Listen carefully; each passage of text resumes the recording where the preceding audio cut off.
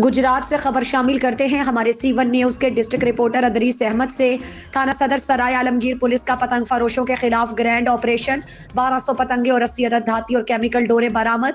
Police तर्जुमान ने हमारे नुमाइंदे को बताया कि DPO गुजरात सैयद असद मुजफ्फर की जेर क़यादत, DSP सराय आलमगीर सर्कल मुदस्सिर इकबाल गुज्जर की जेर निगरानी, SHO थाना सदर सराय आलमगीर सब इंस्पेक्टर फहदुर रहमान ने अपनी पुलिस टीम के हमरा खुसूसी ऑपरेशन के दौरान पतंग फरोशों के खिलाफ मुख्तलिफ मकामात पर कार्रवाइयां करते हुए 4 मुल्जिमान को गिरफ्तार कर लिया। गिरफ्तार मुल्जिमान में इरफान हुसैन वल्द सैयद अलफ शाह, मोहम्मद नईम वल्द मोहम्मद हनीफ, नईम सलीम वल्द मोहम्मद सलीम, मोहम्मद मुश्ताक वल्द शेर मोहम्मद सकनाई मंडी बहाउद्दीन शामिल हैं।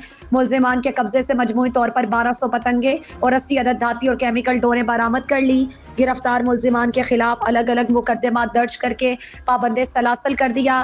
DPO ने अपने पैगाम में वालिदैन से अपील में कहा कि पतंगबाजी जानलेवा खेल है, अपने बच्चों को इस खूनी खेल से दूर रखें। यह खतरनाक खेल अब तक बहुत सी कीमती जानें ले चुका है।